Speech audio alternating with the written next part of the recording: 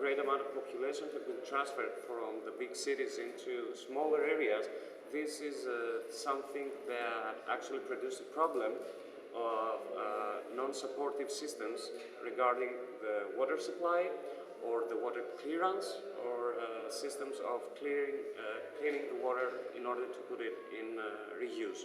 During the economical crisis and during the period that a great amount of public services in Greece was privatized, we came across with the problem of privatizing also our Commonwealth companies, and this is what actually made the people to react because, for example, it was the first time, like in more or less 30 years to 40 years, that people actually voted for something that had to do with everyday living, and it was a part of their Commonwealth, and I'm talking about water. Although there were a lot of efforts from private companies to privatize the system, there was also at the same time a huge fight from the people in order for the management to stay public. And this is something really great. And the problem is that whenever a new government is coming to the hierarchy in order to take the leadership of the country, we are addressing the same subjects and the same problems all over again without even taking into concern what the previous governments have done. So this is a problem that it has to do with the continuity of the governments and their policies. And it's really difficult to find out what this is all about, because you need to understand that when addressing a legislation content, it refers to a previous content, to a previous content, to a previous content that has been passed or has been legislated probably like 100 years ago.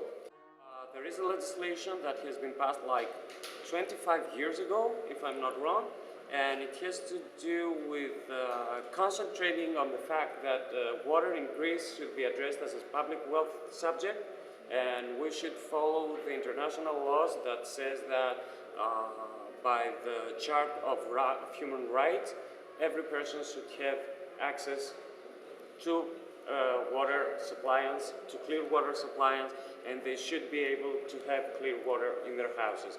We created two companies, one for Thessaloniki and one for Athens, and under this model, the public companies of water surveillance were created in big cities around Greece. But another problem that we surely need to address for a fact is actually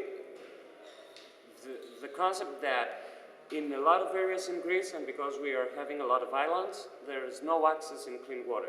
They need to transfer water by boats or by any other means, and this means that probably people have a problem of accessing clean water, and it's also a problem about the agreements made with the transporters of the water, and probably there are amount of time that in the islands we don't actually have clear water. There are new areas that are being inhabited, and we need to address the problem, and we need to create legislation in order to support such groups.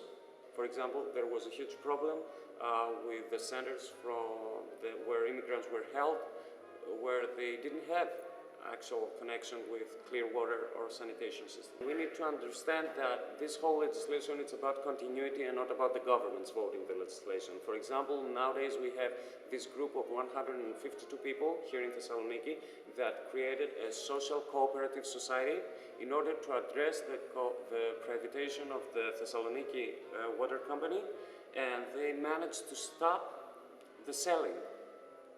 And this is something that the central government needs to take into account, where social groups or small groups of people that were actually interested in such things can be heard as a bottom-up and a grassrooting ideal provider. The elections made a huge difference in Greece, but you need to understand that there is no difference when we are addressing a central policy being made by the European Union. You need to understand that Greece will become a desert within the next 50 years. So what about the Greeks being water immigrants? What about the Greeks becoming climate immigrants? We need to understand right now that there is this huge fight being made by private companies, and I'm referring to the TTIP agreement, which regards the fact that Whenever a private company thinks that we shouldn't go against her, see, the company will be able to sue the government or the country by providing evidence that he lost, how can I say, that he lost money. So if something like that passes and becomes a legislation, then all the countries in the world have a huge problem to address. Because whenever you are giving away your strength and your power of making decisions to a private company, this is where this whole idea starts to become something more or less a freak movie or a horror movie coming to reality. It's not about the European Union after all. It's about the era that we've entered, and it's, from my point of view, this is a war of confederations. And this is what we should actually talk about. If we are able to collaborate and transfer knowledge from one federation to another, or if we will end up by providing only for our own king.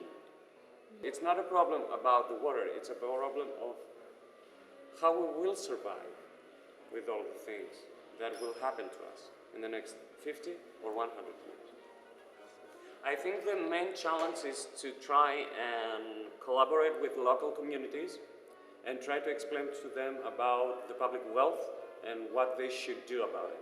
For example, I need to tell you that from different areas around Greece, there are small groups of people that went out to Germany in this only one company in European Union that it is able to verify that you own a spring.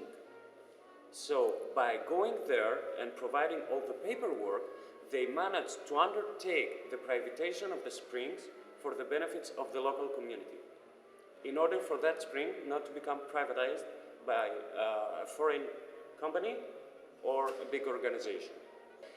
In few years, we will confront the fact that our lives will be logistically balanced by the natural wealth that we own. So it's not only about the water, it's about air, it's about fresh food, it's about not having a company trying to make a logistic account on how much air you deserve or how much clean water do you deserve. I truly believe that business around water has to do with people try to find a new way to rule over the public. Because you need to understand that if you don't have access to clean water and there is a company there saying that I will provide you with clean water, then why not having this executive officer becoming the next prime minister of the country? It's not a business, it's policy making. And when I'm referring to policy, I'm referring to a strategical target and the tactics being followed for this target to be achieved. So this is policy making. And if it refers also to business models, they will find a way. But nowadays, it's not about having power or having the money. It's a way of controlling big masses. So why not having the next government being a water company that will provide you with 2 bottles of clean water per day for you and your family? This is not business, my friend. This is a nightmare.